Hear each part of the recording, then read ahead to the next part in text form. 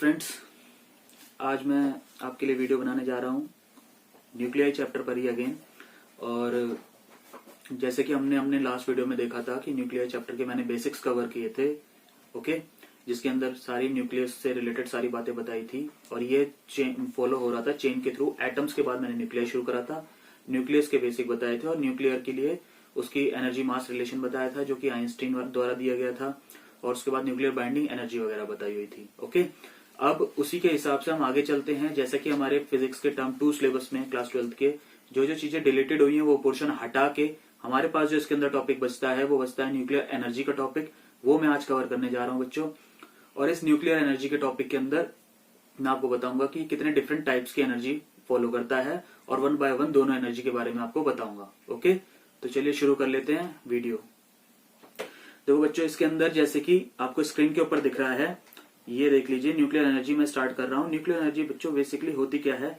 Nuclear energy क्या है? It is energy release during the transformation. It is energy releasing during the transformation of nuclei from less total binding energy to greater total binding energy. यानी कि इसका मतलब ये होता है कि ऐसी न्यूक्लियस की मतलब ये ट्रांसफॉर्मेशन होता है न्यूक्लियस का from lower binding energy to higher binding energy. अभी आपकी दो टाइप की होती है। बाइंडिंग एनर्जी मैंने आपको लास्ट वीडियो में कवर करके दे दी थी, अगर आप चाहो तो वहां पे जाके देख सकते हो, बड़े आराम से मिल जाएगी आपको। तो होता क्या है बच्चों की जब आपकी जो रिएक्शन होती है, मतलब जो न्यूक्लियस होता है वो आपका हाईली अनस्टेबल स्टेट में होता है, तो वो क्या होता है, वो आपका या तो स्प्लिट होगा या फिर वो जुड़ेगा लाइटर न्यूक्लियाई में और हैवियर न्यूक्लियाई में, ताकि वो स्टेबिलिटी की तरफ जाए।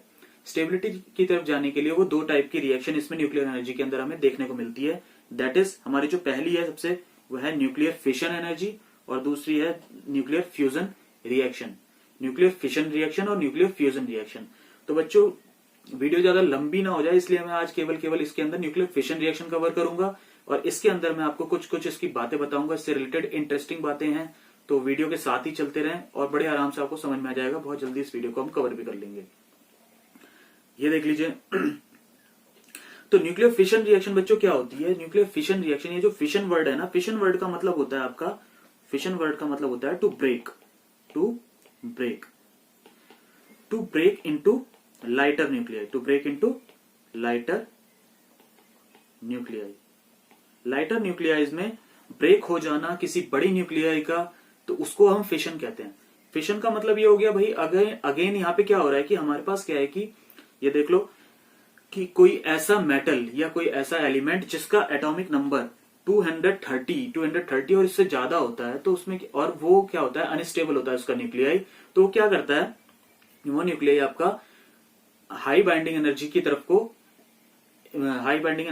को अट्रैक्ट होता है और वो क्या करता है, एक तरीके से ब्रेक होता है। ब्रेक होने का मतलब ये हो जाता है कि वो लाइटर स्टेबल न्यूक्लियाई में ब्रेक होता है और स्टेबिलिटी अटेन करने की कोशिश करता है।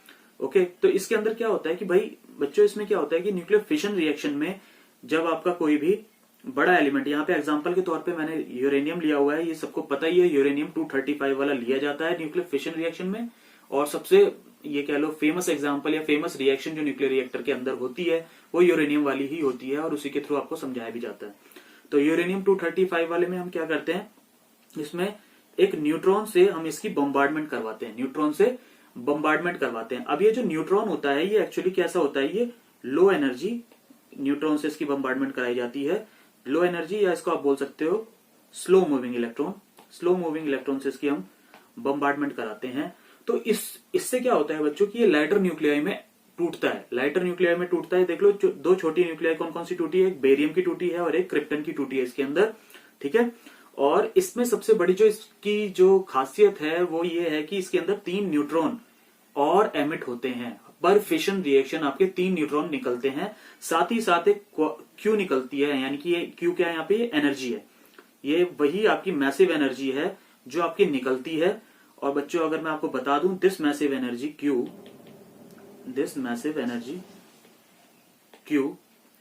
ये आपकी 1 मिलियन टाइम, तकरीबन मिलियंस टाइम किसकी होती है, ये आपकी नॉर्मल केमिकल एनर्जी की मिलियन टाइम्स होती है। केमिकल एनर्जी दैट मीन्स कि किसी भी केमिकल रिएक्शन के थ्रू जो हमें एनर्जी मिलती है उसके मिलियन टाइम्स होती है। कौन सी? ये आपकी fission energy, nuclear fission energy. Okay, तो अब इसके अंदर ये वाली रिएक्शन अगर हम दोबारा से एक बार देख लेते हैं तो इसमें क्या है, यूरेनियम 235 का है एलिमेंट, न्यूक्लियस लिया गया है और इसके ऊपर हम बम्बार्डमेंट करवा रहे हैं किसकी, स्लो मूविंग न्यूट्रॉन की। न्यूट्रॉन ये देख लो यहाँ पे दिख रहा है आपको स्क्रीन पे अच्छे से, ये आपका बम्बार्ड होता है और ये आपका बेरियम और क्रिप्टन के न्यूक्लियस में ब्रेक होता है। और ये देख लो 56 जिसका atomic number barium, okay, krypton जिसका एटॉमिक नंबर 36 इसमें ब्रेक होगा और साथ ही साथ एमिट करेगा 3 न्यूट्रॉन्स एमिट करता है और इसके साथ एक मैसिव एनर्जी रिलीज करता है जो कि आपकी मिलियन टाइम्स होती है किसी भी केमिकल एनर्जी के। और बच्चों अगर मैं आपको इसमें बता दूं तो ये जो Q है ये तकरीबन आपकी 200.4 मेगा इलेक्ट्रॉन वोल्ट की एनर्जी होती है। तकरीबन इतनी एनर्जी ये रिलीज आउट करता है, इतनी एनर्जी पर फिशन न्यूक्लियस रिएक्शन आपकी रिलीज आउट होती है। ओके, अच्छा, तो बच्चों बेसिकली अब मैं आपको ये बता देता हूं कि इसमें होता क्या है कि जब भी ऐसा कुछ होता है तो आपकी लाइटर न्यूक्लियाई, इसमें क्या होता है, ये जो न्यूट्रॉन होता है इसको आप थर्मल न्यूट्रॉन कहते हो, इसको हम थर्मल न्यूट्रॉन कहते हैं, थर्मल न्यूट्रॉन जो कि आपका लो एनर्जी और स्लो मूविंग होता है। ओके, इस चीज को ध्यान रखेंगे। अच्छा, तो बच्चों इसमें क्या होता है, ये जो एनर्जी निकाली जाती है ना, एनर्जी, इस रिएक्शन की जो एनर्जी निकाली जाती है, अगर आप मेरी लास्ट वीडियो देखो तो उसमें मैंने आपको एनर्जी का आइंस्टीन मास रिलेशन बताया हुआ है, आइंस्टीन का मास रिलेशन बताया हुआ है जो कि क्या होता है आपका E=mc²। ये मैंने वहां पे बताया था, जिसको नहीं पता वो एक बार लास्ट वीडियो में जाके देख सकता है। तो E=mc², ये कौन सी एनर्जी है, ये वो एनर्जी है जो आपके मास के साथ, यानी कि एक से मास के साथ आपका एसोसिएटेड होती है, या फिर आप सिंपली इसको मूविंग मास भी कंसेप्ट कह सकते हो, मूविंग मास के साथ ये होती है। तो कोई भी रिएक्शन होती है उसमें क्या होता है, आपका एलिमेंट का न्यूक्लियस हो तो वो क्या करता है, मूवमेंट करता है, यानी कि मूवमेंट के थ्रू ही आपकी इंटर एटॉमिक रिपल्शन और अट्रैक्शन वगैरह से ही आपकी रिएक्शन फॉलो होती है। ओके, तो अब इसके अंदर क्या होगा बच्चों की, इसमें जो ये Q है, यानी कि जो हम यहाँ पे Q ले रहे हैं ना, इसमें अगर हम देखें तो ये एनर्जी रिलेटेड, यानी mc² अगर मैं बात करता हूं तो ये जो Q होता है ये डिफरेंस होता है किसका, energy related to product minus energy related to reactant. ठीक है, रिएक्टेंट्स। तो क्या होता है कि जो प्रोडक्ट्स में आपके जितने भी आपके कंपाउंड वगैरह बन रहे हैं या जो भी है, उनका हम टोटल मास निकाल के उसके साथ एसोसिएटेड एनर्जी ले लेंगे तो प्रोडक्ट की एनर्जी हो जाएगी आइंस्टीन मास रिलेशन वाली, यानी E टोटल एनर्जी हो जाएगी। और ऐसे ही हम रिएक्टेंट की साइड से निकाल लेंगे। तो अब रिएक्टेंट की साइड से और प्रोडक्ट की साइड से इन दोनों का जो एनर्जी का डिफरेंस होगा वही आपका क्या हो जाएगा, यहाँ पे Q हो जाएगा, वही आपका क्या हो जाएगा, यहाँ पे Q हो जाएगा बच्चों। ठीक है, तो ये बड़े आराम से समझ में आ गया। अब ये जो Q पर फिशन है, इसके लिए मैंने आपको बता ही दिया है वो कितनी एनर्जी तकरीबन पर फिशन निकालता है। यहाँ पे देख लो, ये पर फिशन एनर्जी है, पर फिशन एनर्जी वो कितनी निकाल देता है, 200.4 mega electron volt. Okay, energy पर फिशन इतनी हो जाती है। अब क्या होता है बच्चों की, जो फ्रेगमेंटेड न्यूक्लियाई होती है, जो एमिट होके निकली हुई है, जो फ्रेगमेंटेड न्यूक्लियाई है जो प्रोड्यूस होती है पर फिशन, इज हाईली अनस्टेबल, वो बहुत आपकी अनस्टेबल होती है। यानी कि यहां लिख लेते हैं फ्रेगमेंटेड न्यूक्लियाई पर फिशन, यानी कि जो फिशन में आपकी एमिशन आया है पर न्यूक्लियाई का, फ्रेगमेंटेड न्यूक्लियाई का, वो क्या है आपका हाईली अनस्टेबल है, हाईली अनस्टेबल। अब ये हाईली अनस्टेबल होने की वजह से क्या होता है बच्चों इसके अंदर, कि ये हाईली रेडियो एक्टिव हो जाता है। क्या हो जाता है, हाईली रेडियो एक्टिव,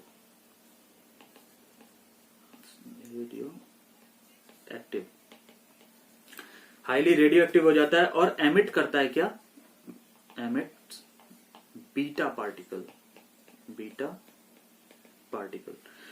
तो बच्चों देखिए, आपके सिलेबस में हालांकि नहीं है न्यूक्लियर डिकेज, उसमें आपको अल्फा पार्टिकल तो चलो मैंने आपको बता दिया था वो क्या हीलियम का न्यूक्लियस होता है। अगर जिसको नहीं पता वो अल्फा रेट स्कैटरिंग एक्सपेरिमेंट में जाके देख सकता है, जो रदरफोर्ड वाला मैंने बताया था अपनी सबसे पहली वीडियो में। ओके, तो बीटा पार्टिकल मैं आपको यहां बता देता हूं। बीटा पार्टिकल क्या होता है, ये एक तरीके का फास्ट मूविंग इलेक्ट्रॉन ही होता है, फास्ट मूविंग इलेक्ट्रॉन होता है, हैविंग चार्ज ऑफ इलेक्ट्रॉन। ठीक है, चार्ज इलेक्ट्रॉन का ही होगा। तो बच्चों ये फास्ट मूविंग इलेक्ट्रॉन बोला जाता है, लेकिन ये इलेक्ट्रॉन नहीं होता। ये कौन सा इलेक्ट्रॉन नहीं होता, ये जो ऑर्बिटल इलेक्ट्रॉन होते हैं जो चक्कर लगा रहे होते हैं एटम के अंदर, ऑर्बिटल इलेक्ट्रॉन, ये वो चीज नहीं होती है, ठीक है, ये वो चीज नहीं होती है, बल्कि ये क्या होता है, ये आपका न्यूक्लियस के अंदर से निकला हुआ पार्टिकल होता है, यानी कि न्यूक्लियर फिशन पार्टिकल कहते हैं इसको। ये वहां से निकला हुआ है, हालांकि चार्ज किसका कंसिस्ट करता है, केवल और केवल इलेक्ट्रॉन का, ओके, वही चार्ज कंसिस्ट करता है। तो इसमें क्या होता है कि बीटा पार्टिकल एमिट होता है जब आपका कोई भी फिशन आपका रिएक्शन होता है, तो फ्रेगमेंटेड न्यूक्लियाई जो होती है, एमिट होके जो न्यूक्लियाई आपकी बनी है वो हाईली अनस्टेबल और रेडियो एक्टिव होती है, जिनमें से क्या होता है, बीटा पार्टिकल एमिट होता है। और ये तब तक एमिट होता रहता है जब तक कि आपका फाइनली स्टेबल एंड प्रोडक्ट में ना पहुंच जाए, फाइनली स्टेबल एंड प्रोडक्ट में ना पहुंच जाए, स्टेबल एंड प्रोडक्ट में ना पहुंच जाए, ठीक है। तो स्टेबल एंड प्रोडक्ट में ना पहुंच जाए तब तक आपका क्या होता है, ये रिएक्शन बच्चों चलती रहती है। जैसे कि आपको बहुत अच्छे से इस चीज का पता है, जो आपका सेकंड वर्ल्ड वॉर में मतलब अटैक करवाया गया था हिरोशिमा नागासाकी के ऊपर अमेरिका के द्वारा, तो उसमें भी ये न्यूक्लियर फिशन यानी न्यूक्लियर बॉम्ब ही डाला गया था उनके ऊपर। तो वो उससे क्या हुआ था कि वो रिएक्शन भी न्यूक्लियर फिशन रिएक्शन ही थी, जिसमें क्या हो रहा था कि इतनी जो आपका बम वो मतलब अटैक हुआ, वो तो चलो एक बार को ये हो गया कि हाँ उस पर अटैक हुआ और वो जितनी उसने तबाही करनी थी कर दी, लेकिन होता क्या है कि ये जब तक आपके एंड प्रोडक्ट्स, जब तक उसके एंड प्रोडक्ट्स स्टेबल नहीं हो जाते, रेडिएशन कंटिन्यू रहती है, रेडिएशन कंटिन्यू रहती है। अभी मैं इसके आगे आपका टॉपिक मतलब इसका सब टॉपिक जो है वो है चेन रिएक्शन, उससे मैं बताऊंगा चेन रिएक्शन, और उसमें कंट्रोल एंड अनकंट्रोल के बारे में बताऊंगा, जिससे कि आपको ज्यादा क्लियर होगा कि वो चीज इतनी डेडली क्यों मानी गई थी, कि न्यूक्लियर बॉम्ब जो होता है वो उतना डेडली क्यों बन जाता है। ओके, तो चलो इसके अंदर हम ले लेते हैं बीटा पार्टिकल के बारे में मैंने आपको बता ही दिया इसके अंदर। ओके, अब ये जो बीटा पार्टिकल है ना बच्चों, बीटा पार्टिकल जो होता है आपका, बीटा पार्टिकल ये इतना फास्ट मूविंग होता है, इसकी स्पीड जो होती है तकरीबन 1 to 99% of speed of light, speed of light की 1 to 99% तक जा सकता है ये। तो इतना फास्ट होता है ये, इसीलिए इसमें एनर्जी बहुत ज्यादा रिलीज आउट होती है, और ये आपका चेन रिएक्शन के अंदर भी फॉलो होता है, ये मैं अभी आपको बता दूंगा। और एक इसके लिए एसोसिएटेड इसके साथ एक बात और है, जैसे कि मैंने रदरफोर्ड के एक्सपेरिमेंट में आपको समझाया था कि उसमें जो अल्फा पार्टिकल था वो आपका इलेक्ट्रिक और मैग्नेटिक फील्ड में डिफ्लेक्ट कर रहा था। ओके, तो ऐसे ही बीटा पार्टिकल भी आपका इलेक्ट्रॉनिक और मैग्नेटिक फील्ड में डिफ्लेक्ट करता है, ठीक है, इलेक्ट्रॉनिक और मैग्नेटिक फील्ड में डिफ्लेक्ट करता है। इसका जो डिफ्लेक्शन होता है ना बच्चों, वो आपका अल्फा पार्टिकल से बहुत ज्यादा लेवल पे होता है, much larger level than alpha particle, क्योंकि इलेक्ट्रॉनिक ये एक इलेक्ट्रॉन फास्ट मूविंग इलेक्ट्रॉन और सिंगल एक चार्ज है, जबकि आपका अल्फा पार्टिकल क्या था, वो हीलियम का पूरा न्यूक्लियस था, उसमें प्रोटोनिक चार्ज था। ओके, इस चीज का ध्यान रखिए। चलिए ठीक है, अब इसके आगे जो मुझे बताना है आपको, वो ये बताना है कि ये जो फिशन रिएक्शन होती है वो क्या होती है, वो एक चेन रिएक्शन होती है। क्या होती है? Chain reaction. देखो बच्चों, चेन रिएक्शन का क्या मतलब होता है? चेन रिएक्शन का मतलब यही है, अगर हम अपनी रिएक्शन को ध्यान से देखते हैं, यहाँ पे आ जाइए वापस बैक, ये वाली रिएक्शन को देख लेते हैं। तो इसमें क्या हो रहा है, यूरेनियम आपका स्लो मूविंग इलेक्ट्रॉन यानी स्लो मूविंग न्यूट्रॉन, सॉरी, इससे आपका बम्बार्डमेंट करवाया जाता है, और ये बेरियम और क्रिप्टन में ब्रेक होता है। ये देख रहे हो आप, इसके साथ साथ एमिशन किसका होता है? 3 न्यूट्रॉन का होता है। अब ये हर एक न्यूट्रॉन आपका पर फिशन रिएक्शन यानी एक फिशन रिएक्शन को आगे कंटिन्यू करने के लिए रिस्पॉन्सिबल फिर बन जाता है, ठीक है। तो इसमें देख लेते हैं, फॉर सेक अगर मैं बात कर लेता हूं बच्चों, सपोज कर लो कि ये वो यूरेनियम है और इसके ऊपर आपने अटैक करवा दिया एक न्यूट्रॉन का, तो ये एक न्यूट्रॉन के साथ ये क्या करेगा, आपका 3 चीजें एमिट करता है, ठीक है। ये हो गया आपका छोटे लाइटर न्यूक्लियर बेरियम और क्रिप्टन, ये आपका बेरियम हो जाता है, ये आपका क्रिप्टन हो जाता है, इसके साथ आपका न्यूट्रॉन निकलता है। और ये न्यूट्रॉन एक नहीं होते बच्चों, ये 3 होते हैं। ओके, तो अगर मैं देखूं तो बेसिकली ये किस तरीके से स्प्लिट होता है, रिएक्शन इस तरीके से आगे फॉलो होती है, देख लीजिए आप। इसमें अगर एक आप यूरेनियम ले लेते हैं और एक न्यूट्रॉन का बम्बार्डमेंट करवा देते हैं इसके ऊपर, तो ये इन टर्न आपको 3 न्यूट्रॉन निकाल के देता है, 3 न्यूट्रॉन निकाल के देता है। अब ये हर एक न्यूट्रॉन आपका दोबारा से आपके ये फ्रेगमेंटेड न्यूक्लियाई, ये दोबारा से आपके ये न्यूक्लियस पे, किसके, यूरेनियम के न्यूक्लियस पे अटैक करने के सक्षम होता है, और ये क्या करता है, दोबारा से अटैक करता है, और फिर पर फिशन रिएक्शन आपका 3 न्यूट्रॉन निकाल के देता है। ऐसे ही ये भी देगा और ऐसे ही ये भी देगा। ओके, ये देख लो आप, बड़े आराम से देख सकते हो यहाँ पे। हर एक लेवल पे आपका इतने सारे न्यूट्रॉन, यानी कि हर एक लेवल पे 3 न्यूट्रॉन मिनिमम निकलते ही है, और उस 3 न्यूट्रॉन से आपका क्या होता है, फर्दर एक रिएक्शन चलाने के काबिल हो जाती है। तो इससे क्या होता है कि ये देख लो आपका 1 से 3, 3 से ये कितना हो गया आपका 3 3 9 हो गया, 9 से 27 हो गया। तो ये एक तरीके की क्या हो गई, चेन हो गई, ये मल्टीप्लायर फैक्टर की चेन हो गई। ठीक है, तो इस तरीके से आपका चेन रिएक्शन चलती है। अब देख लो बच्चों, इसके आगे ये जो चेन रिएक्शन होती है ये आपकी 2 तरीके से होती है। पहली होती है अनकंट्रोल्ड चेन रिएक्शन। तो अनकंट्रोल्ड चेन रिएक्शन बच्चों क्या होती है, अनकंट्रोल्ड चेन रिएक्शन में ये होता है कि आपका कि पूरी तरीके से आपकी ये रिएक्शन, यानी कि जितने भी ये जो न्यूट्रॉन है, जितने भी आपके ये न्यूट्रॉन है पर फिशन रिएक्शन, यानी कि पर फिशन रिएक्शन आपके 3 न्यूट्रॉन अगर निकल रहे हैं तो तीनों न्यूट्रॉन आपके रिस्पॉन्सिबल हैं फर्दर आपकी रिएक्शन को प्रोसीड करवाने के लिए, फर्दर आपकी रिएक्शन को प्रोसीड कराने के लिए किसके ऊपर, फिसाइल आइसोटोप बोला जाता है बच्चों से, फिसाइल आइसोटोप। फिसाइल आइसोटोप का मतलब हो गया कि फिशन के अंदर जो यूरेनियम का आपका न्यूक्लियस पड़ा हुआ है वो एक बार रिएक्शन होने के बाद वो फिसाइल आइसोटोप बनता है, उसके ऊपर दोबारा ये 1 बाय 1 करके आपका अटैक करके रिएक्शन को अनकंट्रोल्ड कर देते हैं, जिसकी वजह से उसको चेन रिएक्शन बोला जाता है। और चेन रिएक्शन भी ऐसी वैसी नहीं, अनकंट्रोल्ड बोलते हैं उसको। ओके, अनकंट्रोल्ड चेन रिएक्शन वहां से हो जाती है जब आपके न्यूट्रॉन्स कंट्रोल में नहीं होते और आपके बार बार रिएक्शन कंटिन्यू करवाते हैं। तो इस तरीके से चेन आपकी बढ़ती चली जाती है 1 3 9 27 के हिसाब से। इसके अलावा बच्चों इसके आगे होता है controlled chain reaction. Controlled chain reaction का मतलब ये हो गया आपका कि अगर आपकी फिशन रिएक्शन को किसी तरह कंट्रोल कर लिया जाए, किसी तरह उसको कंट्रोल करवा लिया जाए, तो उसमें क्या होता है आपका कंट्रोल्ड चेन रिएक्शन में कि किसी तरीके से अगर मैं उसके एमिट हुए, यानी कि यूरेनियम से एमिट हुए न्यूट्रॉन्स को लिमिटाइज कर दूं, यानी किसी तरीके से उसका एक ही न्यूट्रॉन लिमिटाइज कर दूं, बाकियों को एब्जॉर्ब करवा लेता हूं, तो इस तरीके से क्या होगा, रिएक्शन आपकी कंट्रोल हो जाएगी, रिएक्शन आपकी कंट्रोल हो जाती है ना। 3 न्यूट्रॉन निकल रहे थे, 3 में से हमने 2 को एब्जॉर्ब करवा लिया और केवल 1 को ही आगे प्रोसीड करने दिया। तो इस तरीके से क्या करेगा ये कि स्टेबल रिएक्शन हो जाएगी। स्टेबल रिएक्शन होने से ये कंट्रोल हो जाएगी, कंट्रोल माना जाएगा। ठीक है, देखो बच्चों इसके साथ एक फैक्टर एसोसिएट किया जाता है के, जिसको आप रिप्रोडक्शन फैक्टर कहते हो। ये क्या होता है आपका, ये होता है rate of production of neutron, rate of production of neutrons. ठीक है, rate of production of neutrons upon rate of loss of neutrons, rate of loss of neutron. देखो बच्चों जब हम रिएक्शन को कंट्रोल करवाना होता है तो हमें न्यूट्रॉन्स का लॉस करवाना होता है एमिशन के दौरान पे। तो ये हमारा क्या होता है, ये हमारे पास ये वाला जो है ये आपका रिप्रोडक्शन फैक्टर बोला जाता है। क्या बोला जाता है, रिप्रोडक्शन फैक्टर। अगर आपका रिप्रोडक्शन फैक्टर का जो रेशियो है वो ये वाला माना जाता है कि आपका प्रोड्यूस कितना हो रहा है और लॉस कितना हो रहा है। ठीक है, अगर इस फैक्टर की वैल्यू k इक्वल टू 1 होती है तो इसको क्रिटिकल कंडीशन बोला जाता है। क्या बोला जाता है, क्रिटिकल कंडीशन।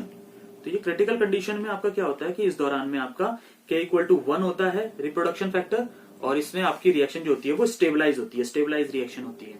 इसके अलावा अगर आपका k किसी तरीके से 1 से बड़ा हो जाता है, किसी तरह 1 से बड़ा हो जाता है, तो उस स्टेट को आप बोलते हो सुपर क्रिटिकल। क्या बोलते हो, सुपर क्रिटिकल। तो बच्चों सुपर क्रिटिकल का मतलब ये हो गया, भाई यहाँ पे देख लो रेशियो में एक बार, अगर k की वैल्यू 1 से बड़ी हो गई तो इसका मतलब क्या हो जाएगा आपका, इसका मतलब ये देख लो कि ये वाला यानी कि rate of production of neutron आपका लॉस ऑफ न्यूट्रॉन से ज्यादा हो जाएगा। ज्यादा होने का मतलब ये हो जाएगा क्यों, सुपर क्रिटिकल कंडीशन है। इसका मतलब ये है कि ऐसी कंडीशन है कि भाई आपकी रिएक्शन चेन वाली रिएक्शन में कंट्रोल, मतलब अनकंट्रोल्ड में चली गई है एक तरीके से। तो ये इतना सुपर क्रिटिकल है, दैट मीन्स कि it can even also explode, ये एक्सप्लोड भी कर सकती है रिएक्शन न्यूक्लियर रिएक्टर के अंदर। तो आपको इस चीज का खासा ख्याल रखना होगा कि k should not be greater than 1 से रिप्रोडक्शन फैक्टर बड़ा नहीं होना चाहिए। इसके अलावा लास्ट में इसका जो अगर k की वैल्यू 1 से कम हो जाती है तो इस चीज को आप बोलते हैं सब क्रिटिकल कंडीशन। सब क्रिटिकल कंडीशन में आपकी रिएक्शंस जो होती हैं वो आपकी क्या होती है, रिएक्शन आपकी धीरे धीरे चल के finally stop, reaction gradually stops. कुछ टाइम तक ये चलेगी और उसके बाद धीरे धीरे करके कम हो जाएगी। भाई अगर k की वैल्यू आप 1 से कम रखोगे तो यहां देख लो रिलेशन के हिसाब से ये वाला, अगर k की वैल्यू 1 से कम है दैट मीन्स ऊपर वाला जो पोर्शन है, न्यूमरेटर वाला पोर्शन वो कम है और नीचे वाला ज्यादा है, यानी प्रोडक्ट न्यूट्रॉन प्रोड्यूस कम हो रहा है, लॉस ज्यादा हो रहा है, तो एक टाइम के बाद आपकी रिएक्शन जाके स्टॉप हो जाएगी ग्रेजुअली। ओके, तो ये धीरे धीरे करके स्टॉप हो जाएगी। तो ये रिप्रोडक्शन फैक्टर के ऊपर डिपेंड करता है आपका कि आपकी रिएक्शन, जो चेन रिएक्शन है वो कंट्रोल होगी कि अनकंट्रोल होगी। ठीक है बच्चों, तो फिशन जो रिएक्शन थी, जो फिशन रिएक्शन है वो उसका मेजर पार्ट या उसका तकरीबन सारा कुछ मैंने यहीं पे आपका खत्म करवा दिया है। ओके, फ्यूजन रिएक्शन, इसके अंदर जो सबसे ऊपर मैंने टाइटल में मतलब इसके साथ लिख के दिया हुआ है फ्यूजन रिएक्शन, ये देख लीजिए। अगेन इस चीज को समझाने के लिए देखो बच्चों की ये आपकी वीडियो ज्यादा लंबी ना हो जाए, इसलिए मैंने इसको अभी इसमें कवर नहीं किया है। मैं इसको अपने न्यूक्लियाई के नेक्स्ट पार्ट में कवर करूंगा। आज केवल न्यूक्लियर एनर्जी में मैंने न्यूक्लियर फिशन आपको समझाया है। फिशन जिसको जो भी समझ में आया हो तो वेल एंड गुड, अगर नहीं आया हो तो आप कमेंट सेक्शन में डाल सकते हैं। तो आज की वीडियो में इसको यहीं तक रख रहा हूं। ओके, इस चीज का आप ध्यान रखें कि किसी को कोई भी दिक्कत हो वो कमेंट में जरूर लिखें, और अगर कोई भी मतलब आपको लगता है कि इसमें कोई एरर है या किसी भी तरीके की दिक्कत है वीडियो में, कंटेंट में, तो आप वो कमेंट के जरिए आप मुझे बता सकते हैं। हम उसको वेरीफाई करेंगे और उसको बाद में फिल्टर भी करने की कोशिश करेंगे। Okay, thank you so much. मैं आज की वीडियो यहीं तक रख रहा हूँ। Thank you.